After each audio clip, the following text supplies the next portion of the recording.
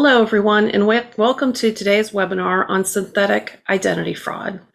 My name is Linda Toth. I'm Managing Director for Conexxus, and I'm your host and moderator. Next slide. Next.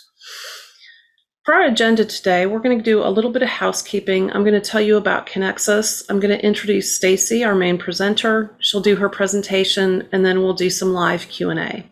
Next. So the webinar is being recorded today. It will be made available on Conexxus365.org in about a week or so. I would encourage you to ask any questions that you have of Staci, and you don't have to wait until the end of the presentation. Feel free to type those in as we go. You'll do that through the GoToWebinar interface. Next. So this is our standard legal disclaimer. The views and opinions expressed in this presentation are solely those of the speaker and not necessarily those of Conexxus. Next. So I want to give a big shout out to our 2021 Diamond sponsors. Without these folks, we wouldn't be able to do as much as we do for the industry. We are in the process of getting together our 2022 Diamond sponsors. So if you're interested in becoming an annual Diamond sponsor, please reach out to us. Next. So a little bit about Conexxus. We are a member-driven technology association. Our members do the heavy lifting. We set standards, we provide vision through education and white papers, and we advocate on behalf of the industry. Next. So if you want to reach out to us, you can always find us on Conexxus365.org, which is where we house our webinars. You can reach out to us at Conexxus.org. Info@Conexxus.org is a good email, and you can also find us on the LinkedIn group. And I would encourage you to follow us on LinkedIn. Next. So I want to introduce today's main speaker, Staci Shatsoff. She is Assistant Vice President in the Secure Payments Department of the Federal Reserve Bank of Boston. And she's responsible for leading the execution of programs and strategies that advance payment security and fraud mitigation across the industry through research, outreach, and collaboration efforts. So at this point, I'll turn it over to Staci. Thanks, Linda, and thanks to everyone for having me today. So like Linda was saying, I am with the Secure Payments team, part of the Federal Reserve Bank of Boston, and we do a lot of work with the industry and trying to understand what the pain points are for the industry and how we might be able to help from a fraud perspective. So in talking with the industry a couple of years ago, synthetic identity fraud was one of the topics that kept coming up. So we thought that we would do some work in that area just to, again, try to help the industry in the fight against synthetic. So today what I'll do is I'm going to go through an overview of what synthetic identity fraud is, why we should be concerned about it, how the industry is tackling some of it, and again, what the Fed has done so far around synthetic identity fraud work and where we're going from here. So why don't we go ahead and get started? So why is synthetic identity fraud cause for concern? Synthetic identity fraud is reported to be one of the fastest growing forms of financial crime in the US, and it accounts for billions of dollars in financial losses to FIs on an annual basis. In 2016, the number was reported to be around $6 billion, and in 2018, it had almost tripled to $15 billion. While the 2020 number is still being calculated, the initial reports indicate that it's upwards of $20 billion, and that we would expect this number to continue to rise for many reasons, including, of course, the impact that the pandemic has had. The pandemic's allowed synthetic to grow in different ways, which we'll touch on a little bit later on. One challenge with this type of fraud is that losses are often charged off or miscategorized as a credit loss. When not tagged appropriately, subsequent losses can become much harder to detect for FIs. It's also due to the miscategorization of losses around synthetic identity fraud that cause losses to most likely be underreported because, again, they're not being categorized as such.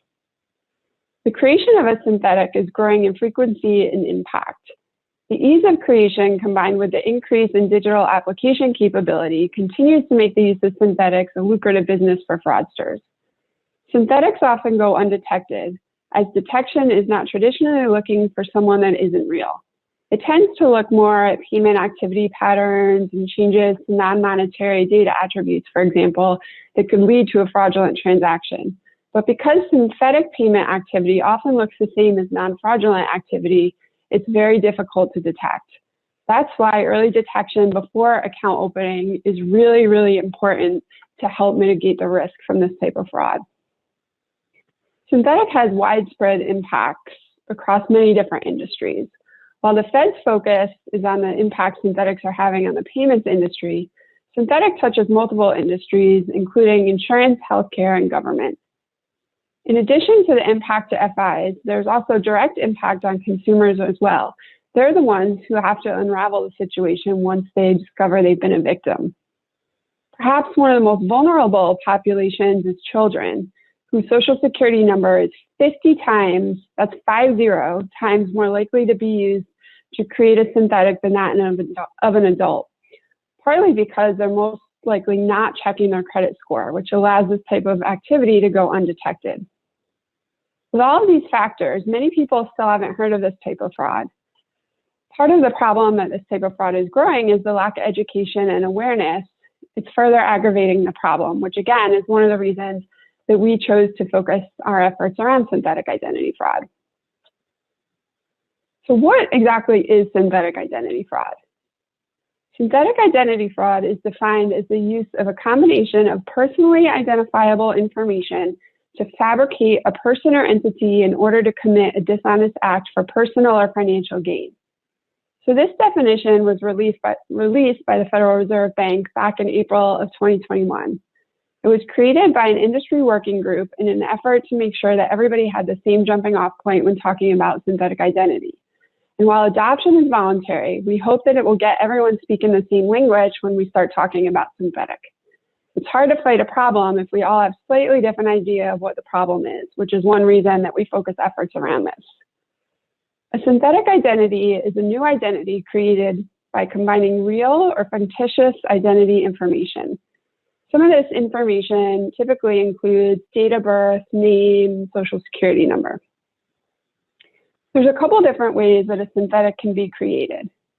Fabrication is one way. That refers to the use of completely fictitious, personally identifiable information to create a new identity. Manipulation, as the term might suggest, refers to the use of slightly modified real PII to create a new identity.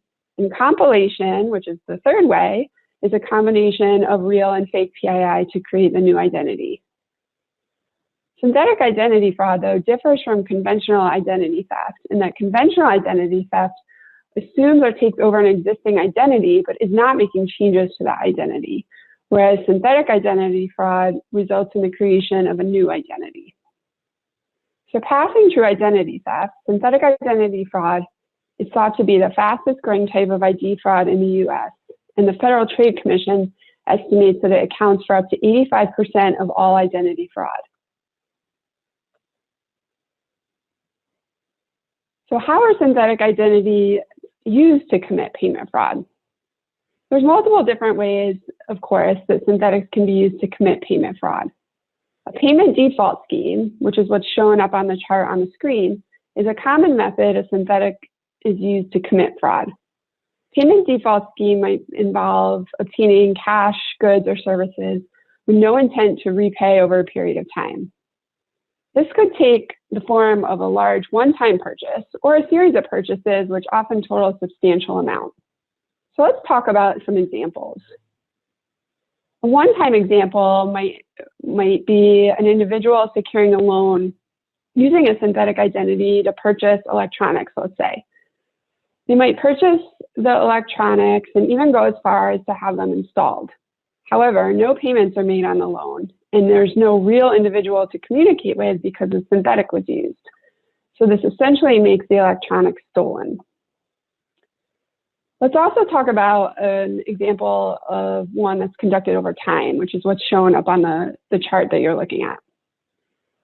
So what often happens here is a consumer credit card is opened using a synthetic identity.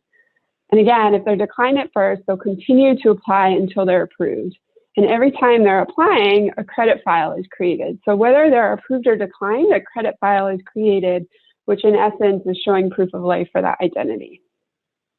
Over a period of time, the synthetic will continue to make purchases and payments to increase their credit worthiness. And this often will lead to an increase in credit line. And then when they're ready, the fraudster will max out the card and then disappear. A payment default scheme, such as this, is often complex and well thought out. In November of 2020, a man was arrested for a series of bust-out scams that defrauded more than 20 banks out of nearly $5 million by using fraudulently obtained credit cards to buy millions of dollars of liquor and cemetery plots that were later sold for profit. The credit cards were obtained using synthetic identities. After the cards were maxed out, they were paid down by submitting payments from accounts with insufficient funds or through other accounts and synthetic names to restore the credit line, which in turn allowed them to make additional fraudulent purchases.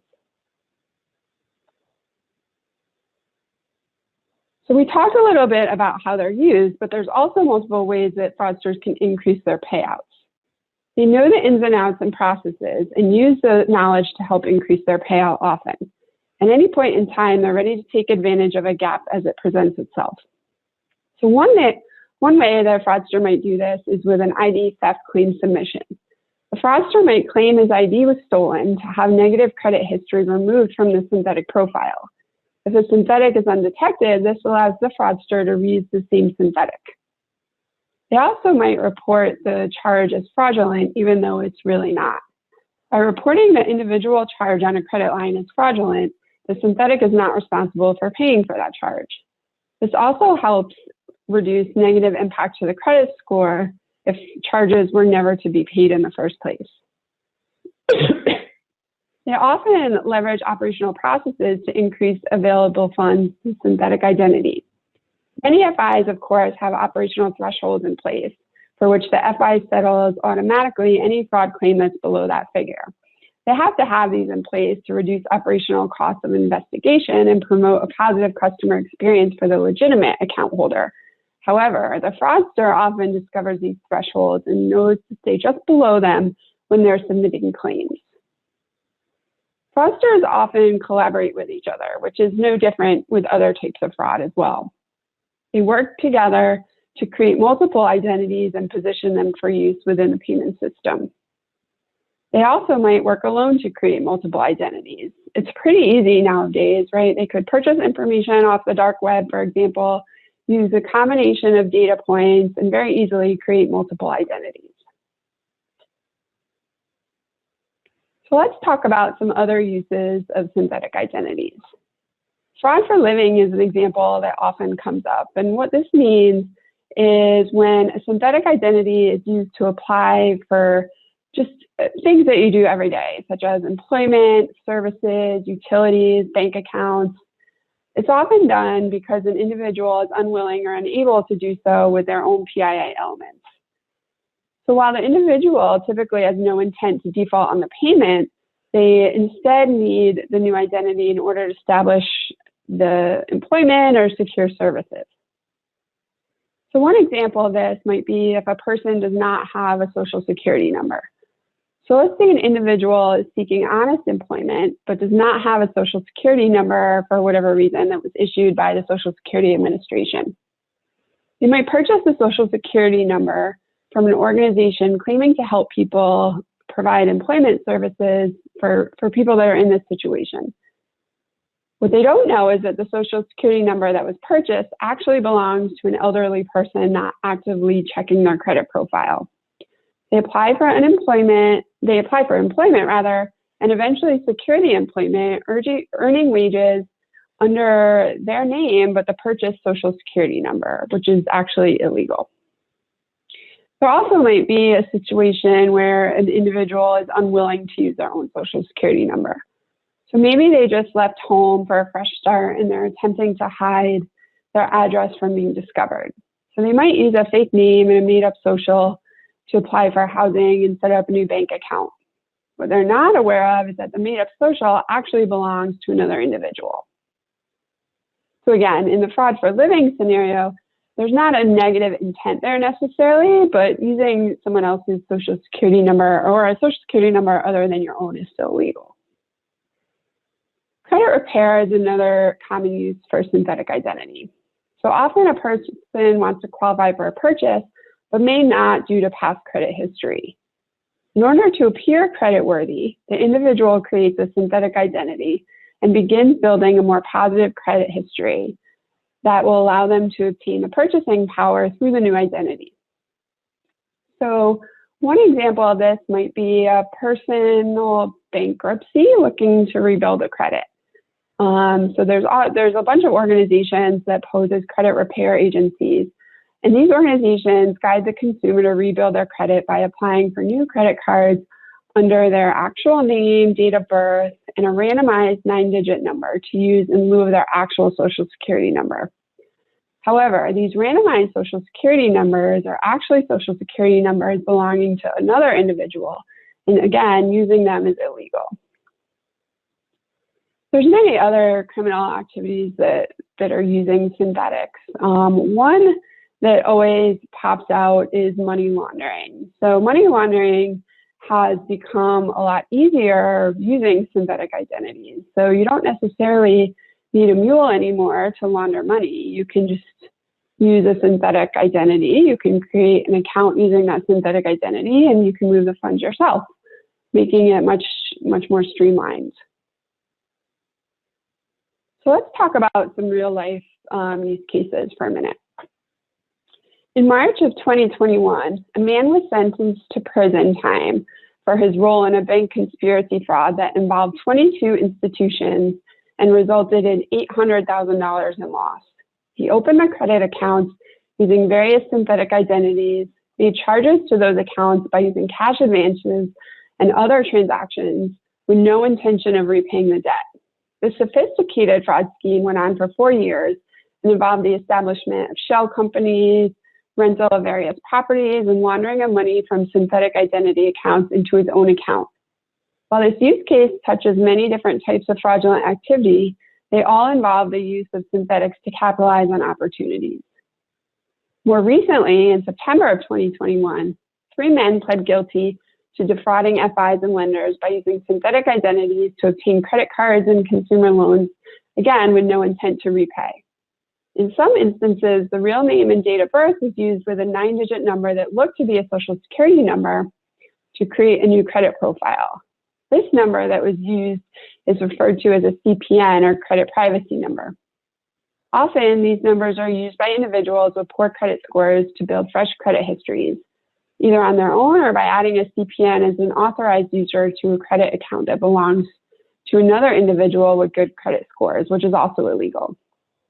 These men were able to increase their payout by making bad payments to card issues which were immediately credited, which would restore their credit limit. Before the issuer received notification that the payments were not legitimate, they were already additional charges made. So again, in both of these scenarios, I think it's important to point out that they were defrauding multiple FIs at once, so not just targeting one. And often, the synthetics were created before the scheme was actually played out. So that's one other thing that makes synthetic identity fraud tricky, is a lot of times the synthetics are created and they're just sitting there waiting for an opportunity to present itself. While the Federal Reserve's focus is on the impact synthetics have on the payment industry, synthetics are used to defraud multiple industries, like I was mentioning before, including healthcare and government. The ease and low cost of creating synthetic identities contributes to its widespread use, making synthetic identity fraud one of the most far-reaching types of fraud. Once the synthetic is created, it can be used across multiple organizations at the same time, increasing the payout for the fraudster, but also the impact to the overall financial ecosystem. So just like we saw in some of those examples I just went through. For example, the automotive industry has been hit hard by synthetic identity fraud. An estimated 1 in 5 synthetic identities has an associated automobile loan, accounting for hundreds of millions of dollars in losses annually. At the same time, These synthetic identities are able to infiltrate the financial system as well, opening up accounts and securing lines of credit. In fact, a couple was arrested in 2020 for using synthetic identities to purchase luxury vehicles and motorcycles. The synthetics were created using stolen social security numbers. One of the synthetics was used to purchase a Mercedes contained a social security number that was issued in 2009, which again, assuming that I was out of a newborn, would not really make sense for purchasing a car. So let's talk about some recent examples where synthetic identities were used to take advantage of some government relief programs. A couple was convicted of stealing over $18 million in COVID relief funds through the PPP program to purchase designer clothes, handbags, jewelry, diamonds, and cars, to name a few things. They used synthetic identities that had previously been created to submit fraudulent applications for PPP loans, also identifying and falsifying the identity documents, tax records, and payroll records. In another example, a single fraudster acted alone, obtaining $5 million from the Paycheck Protection Program, applying for loans under synthetic businesses. He submitted falsified documentation on the application, including a synthetic identity he created using another person's name and social security number. So as you can see, not only do synthetic identity fraud touch multiple industries, but it can also include the creation of synthetic businesses. Oftentimes, fraudsters create the synthetics and then work them into the banking system long before they're used for harm. This is part of what makes them so difficult to detect, as we've said, throughout the presentation. By having them sit relatively dormant in the sense that they are acting like a good customer, it allows the fraudster the opportunity to wait it out and find the perfect opportunity to take advantage of. So let's talk about another example from the past year that shows just that. 2 men were found guilty of stealing close to $4 million in government relief funds in 2021. What's interesting about this case is that they had created over 700 synthetic identities dating back to 2017. The identities were created using combinations of real names and stolen social security numbers. They obviously could not have foreshadowed the pandemic that occurred, but what they did know was that there would surely be a vulnerability that presented itself that they could take advantage of. When the pandemic hit, they fabricated shell companies that they then used to apply for PPP loans. They were able to use the names from the synthetic identities they had created years ago to boost their payroll, thus qualifying for larger loans.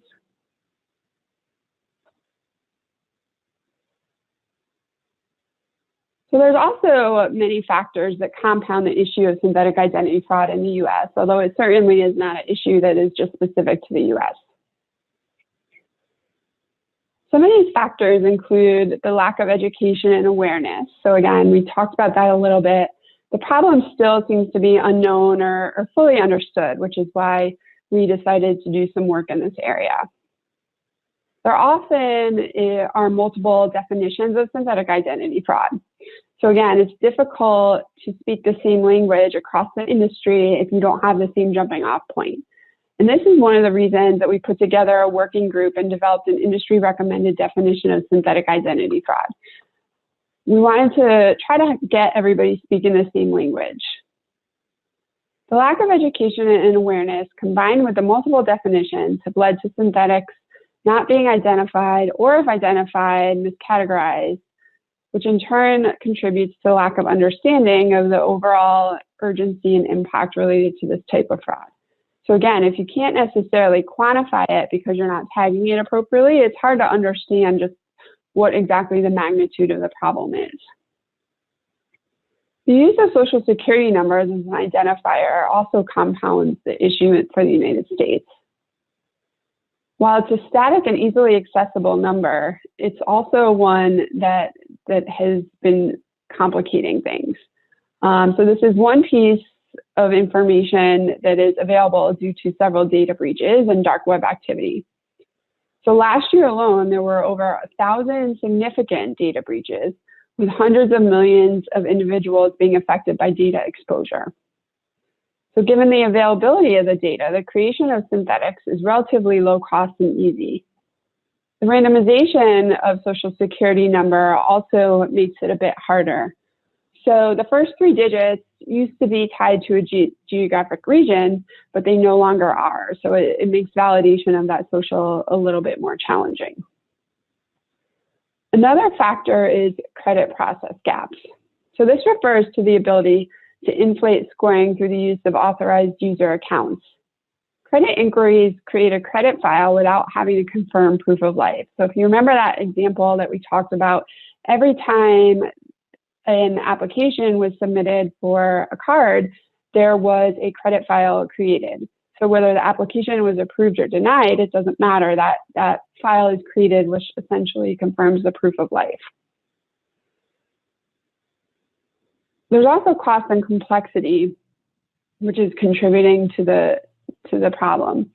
So there's mandatory requirements, right, such as customer due diligence, that are required for banks. So they have to screen certain information, which is already costly. So additional screening beyond these measures may be cost prohibitive, especially for some smaller institutions.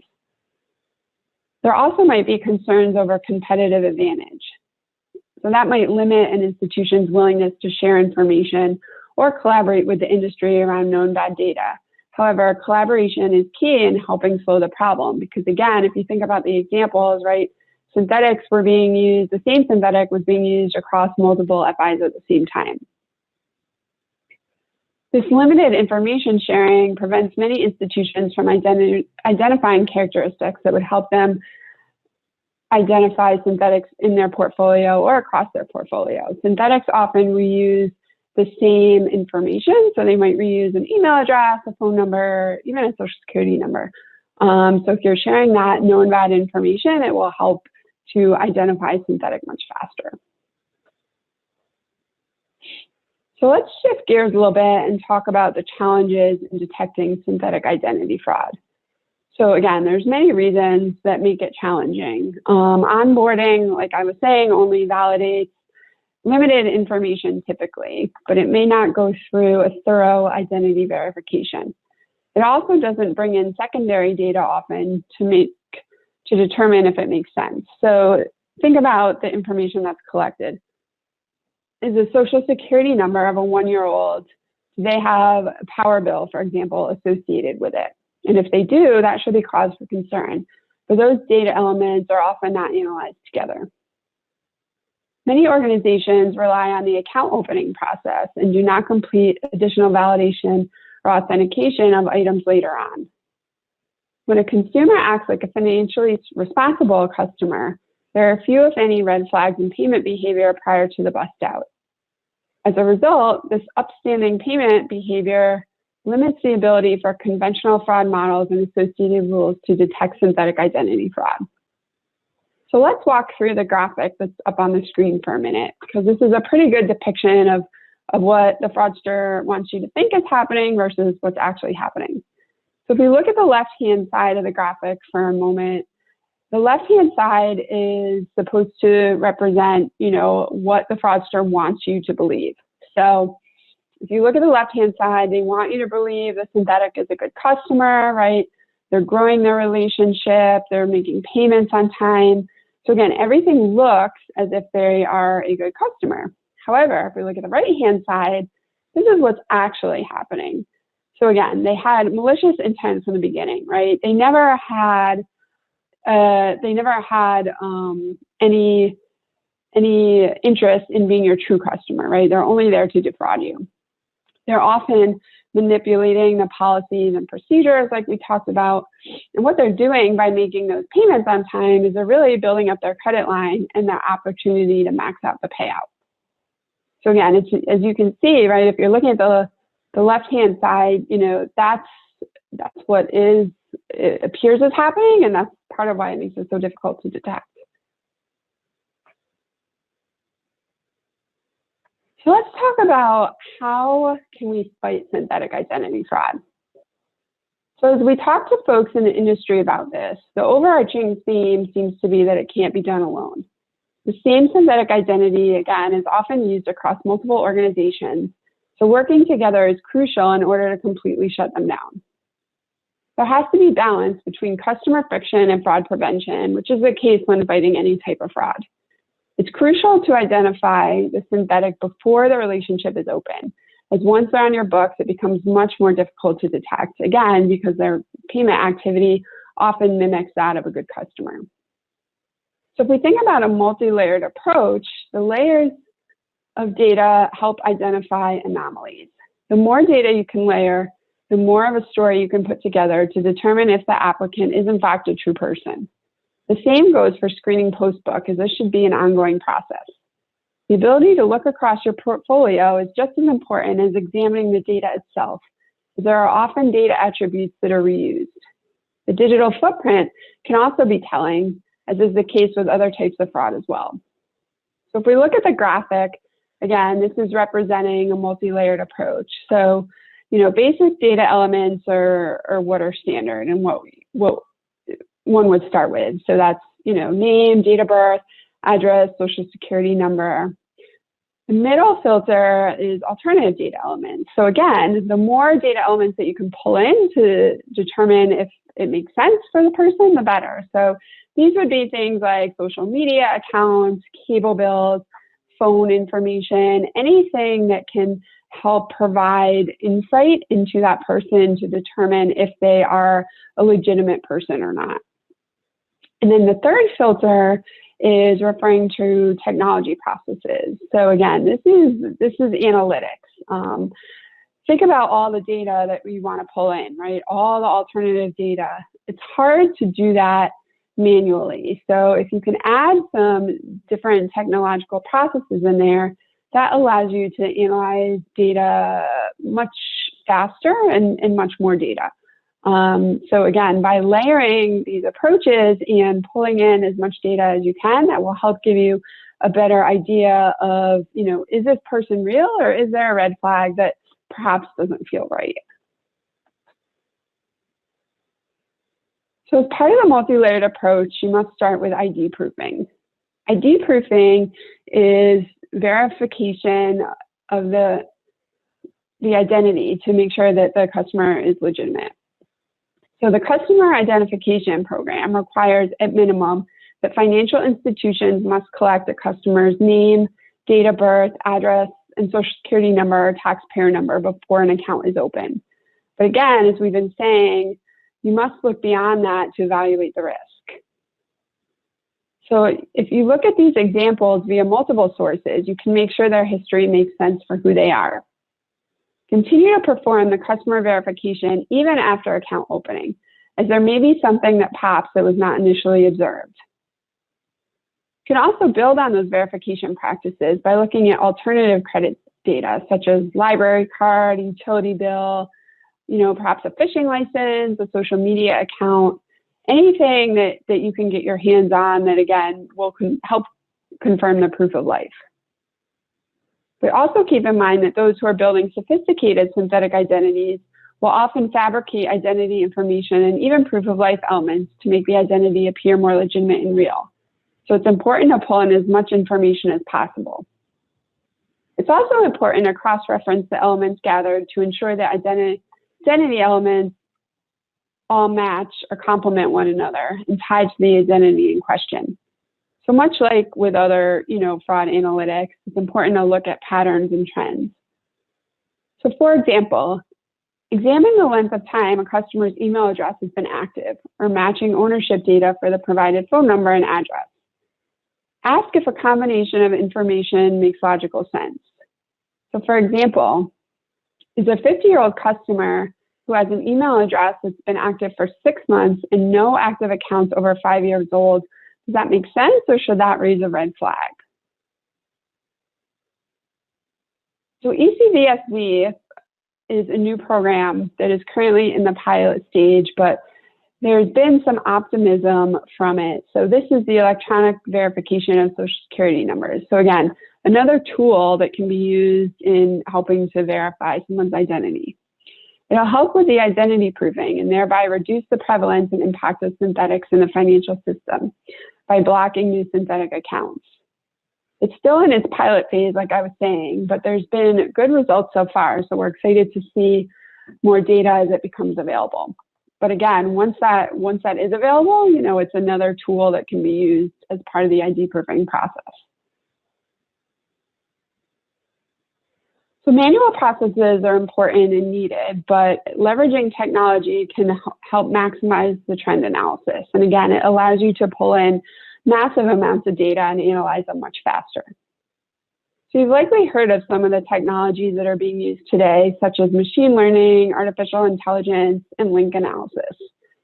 These are all complements of manual fraud mitigation practices. They have the ability to help analyze complex data more effectively than humans alone. They can synthesize large data pools in less time and with less resources, which allows you to react much faster when needed. They are able to identify relationships or common characteristics of synthetic identities across banking instruments. Technology has the ability to look for common characteristics of synthetics, including multiple users or account holders with the same social security number, multiple applicants with the same contact information, multiple account applications originating from the same IP address or device, and the same authorized users on multiple accounts, which can also help detect potential fraud networks. By looking at things like how many users are on the account, how many identities with the same social, how many applicants share the same information, you can identify red flags that might exist within the relationship. Again, the more information you can compare and look into, the better. It's important to look at as many data points as feasibly possible, as focusing on just one characteristic could increase the risk of a false positive.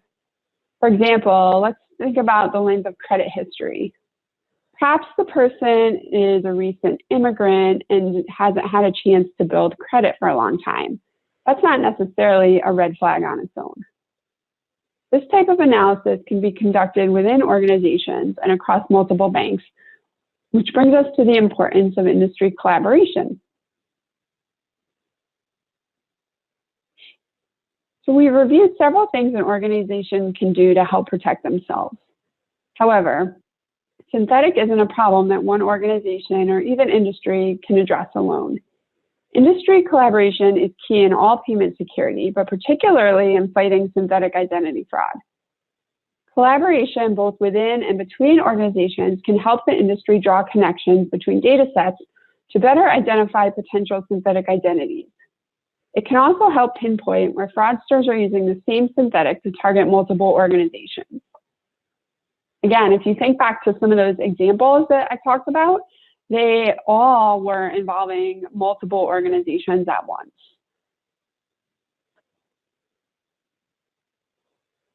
So the Fed's work over the past few years in the payment security has included raising awareness and encouraging industry action on the growing problem of synthetic identity payments fraud in the US. So what we've done to date is we've kicked off the synthetic work by publishing a series of 3 white papers. The first was an overview on synthetic identity fraud and why it was growing. The second was causes and contributing factors, and the third were detection and mitigation approaches.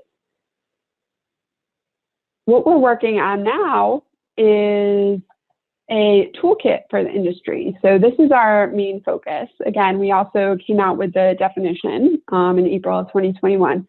What we've been working on throughout 2021 is developing a toolkit. So again, part of the feedback that we heard from the industry was that it would be great to have a toolkit available around synthetic identity fraud. There certainly is not a lack of information out there around synthetic, but it's not necessarily pulled together. So what we are doing is we spent about 6 weeks talking to the industry to really understand, what would they benefit from most in the toolkit and what were they looking for. So in doing that, we have spent the majority of the year developing this toolkit. The first phase will be released in early February, so excited about that. And then, you can expect for additional pieces to be released throughout 2022. So we are really excited about that. And again, hopefully the information that we pulled together in there can help the industry, with the fight against synthetic identity fraud. And again, that will be more of an ongoing effort. So, we want to be a one-stop shop. The white papers are a little bit different, right? We publish them and then sort of move to the next piece of work. The toolkit, like I said, should be an active location. So, we'll continuously be updating it as things change in the industry or folks are asking for different things. We will look to address that through the toolkit.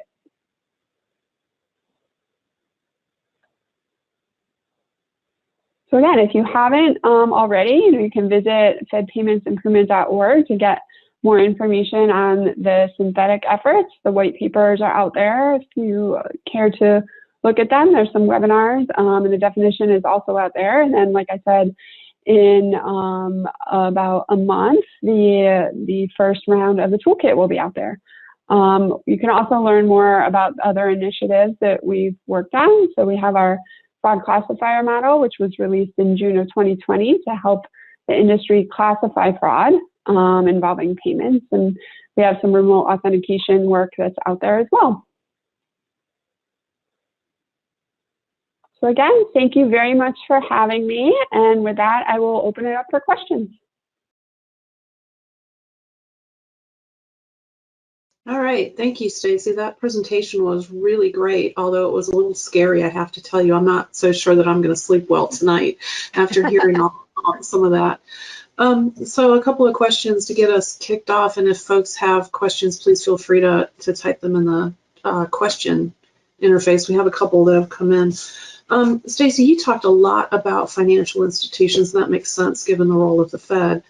But from a consumer point of view, what can consumers do to prevent or mitigate this type of fraud happening?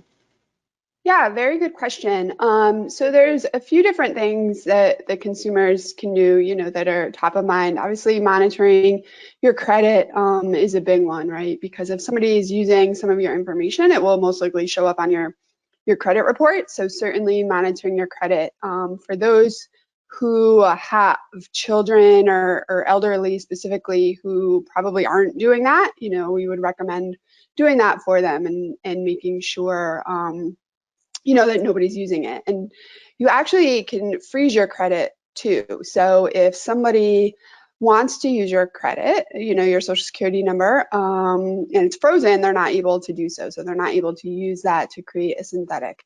If you don't need your credit for, whatever reason, you can freeze it. It's easy to freeze, easy to unfreeze. And, especially for children, right, who really shouldn't need it for a long period of time, that's definitely something to look into. And I'll also just mention the toolkit that I was referring to will actually have a small section in there for consumers on how consumers can protect themselves. So there's also various agencies out there, more so if you've been a victim, but that can help. And, we have some guidance out there on that and things to look for and that sort of thing. So definitely recommend checking that out when it comes out in a couple weeks. Okay, and that's on Fed Improvement or Fed, tell me the website again. Yep, it's fedpaymentsimprovement.org. Okay, and is that payment or payments, plural? I said payments, but let me verify that so I don't tell you the wrong thing. It's payment, it's singular. Okay. Yep. So paymentsimprovement.org. It's paymentsimprovement.org. Okay. All right. Now that we've got that sorted. I know, it's a mouthful. You were talking about the pilot program with the ID proofing. Who is running that, and who all is involved with that? Yep, so the ECBSB is ongoing right now, and there are several banks that are involved, and actually it opened up to more folks as well. So there are vendors involved, so they're using it as part of their vendor solution for banks. There's banks involved that are working directly with the SSA to use that solution. So various various institutions and organizations involved. If you go to the website, you can see exactly who's involved in it. But like I said, we've heard great things to start, and we're excited to see. And again, it's another tool, right? So one of the tricky things is there's no singular tool that is 100% effective for detecting, right? So the more tools that you can stack and have them in your tool belt, the better chance you have of detecting the synthetic. So, you mentioned that this is really a societal issue. I mean, it's it requires collaboration among a lot of different entities. It crosses industry. How is that? Like, is the Fed doing anything to kind of help that collaboration? That seems like a tall order. It's a very tall order. Good question. So, I will say what we're doing now is, we're talking about it, right? So that's always the first step. I will say when we started talking, I guess it was 2 years ago, probably a little more than 2 years ago about this, there was hesitation, right, in sharing. And, forget all the regulatory pieces around sharing, but just in general, right, there's various reasons why, people are hesitant to share, right? There's competitive advantage, there's various reasons. But as we've had these conversations and we've been talking to people over the last 2 years, there seems to be a shift. So I think folks are starting to realize how important that is, and that it is necessary for various types of fraud, right? This is one of them. It certainly can help others too. So what we are doing now is, we are continuing to have these conversations. We actually have another effort that is ongoing that's actually called information sharing. So it's a little bit broader than just synthetic identity fraud, but what we've been doing is doing some research around what other central banks are doing around information sharing, and lessons learned from that, and we'll continue to do some work there. So we're trying again just to get the conversations going and get people more comfortable with it. And it's good to see that there's a shift. It's nothing that's going to happen overnight. It's really, it's going to take time and people getting comfortable and that sort of thing. But I think as fraud in general grows, right, not just synthetic identity, the shift is coming. So there certainly will not be PII, like that's a whole different story. But just in general, even fraud trends, right? There was a lot of hesitation years ago to share fraud trends that we're seeing, and now people are much more open to talking about that. So that's a good thing. So there is a question that somebody typed in about PII, so maybe that's a good segue to that one. Consumers in general want to limit the amount of information that they share, but yet some of these programs, the more information consumers share, then the better off they are at fighting fraud. So how do you reconcile those seemingly conflicting sort of interests in all of this? Yeah, it's definitely challenging, especially, there's a bunch of regulation around PII as well, right? So, that's not something that's easily shared, even within an organization, right? From one group to another, it's often challenging, right, to share within groups. So, I think that's always going to be a challenge, right? As there's more data breaches, there's even more hesitation to share PII, right? The reality is it's all out there. Probably most of us have been breached and don't know it.